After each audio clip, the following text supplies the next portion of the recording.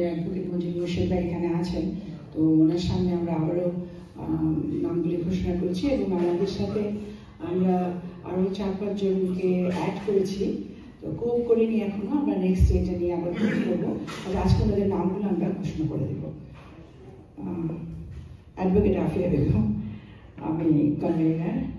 তারপরে আমাদের এখানে আছেন প্রফেসর ডক্টর ইসামাদ হালদার, উনি হচ্ছেন মেম্বার সেক্রেটারি। হারুনা রশিদ, উনি হচ্ছেন জয়েন্ট সেক্রেটারি। তারপরে বন্ধন পাটেল, জয়েন্ট সেক্রেটারি। আমার মনে হয় আপনারা যদি একটু সামনে চলে আসেন, যাদের যাদের নাম ঘোষণা করছেন, তাহলে একটু ভালোভাবে এই সাইড চলে আসেন।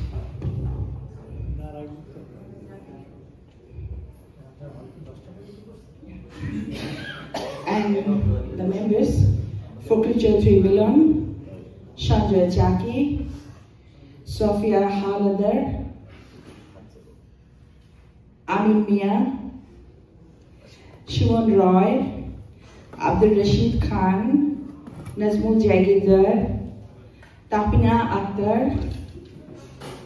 Muhammad Shirazul Islam, Qazi Mursaleen, Jalal Ahmed, Ahmedur Rahman, Iti Bhai, Muhammad Akbar Hussain, Muhammad Iftikhar Kamal, Shaun, Rafiqul Islam, and the new members, Sakibul Hasan.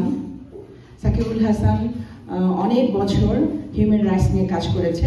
Shakibul Hasan, আপনি সামনে চলে আসেন।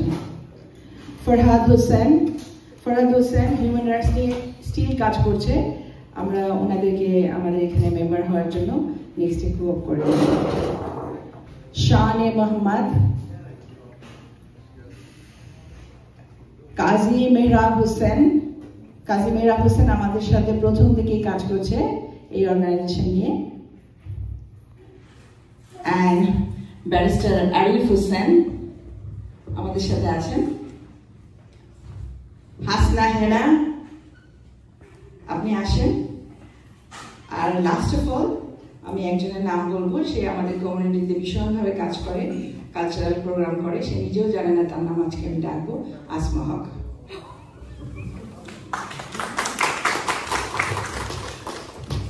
এই হচ্ছে আমাদের আপাতত কমিটি। আমরা আপনাদেরকে কোঅপ করে দেবো, আবার সবাই একসাথে বসবো, কথা বলবো। ধন্যবাদ। এর বিরুদ্ধে মামলা হয়েছে কিন্তু তাকে পাওয়া যাচ্ছে না। মানে পাওয়া যাচ্ছে না কেন? সে ইন্ডিয়াতে চলে গেছে। তো ইন্ডিয়াতে চলে যাওয়ার পরে তখন কি করা যায়? তখন আমি বললাম কোর্টকে যে দেখেন বাংলাদেশের পুলিশ সব পারে যদি চায়, তা আপনি একটু প্রেসার যদি দেন আপনি দেখেন হয়ে যাবে। তখন কোর্ট এসপিকে, বরিশালের এসপিকে হাইকোর্টে হাজির দিতে বললো যে আপনি আসলে ধরছেন না কেন? বলে স্যার আসামি তো দেশে নাই, চলে গেছে। তো জজ সাহেব তো রাগ হয়ে বললো যে কোথায় গেছে এটা আমরা জানতে চাই না, আগামী 7 দিন পরে আপনি এসে রিপোর্ট দিবেন যে আসামি আপনি গ্রেফতার করেছেন। যদি না করেন তাহলে কিন্তু আপনাকে সার্ভিস আইনের ব্যবস্থা নেওয়া হবে, চাকরি থাকবে না। চলে গেলেন।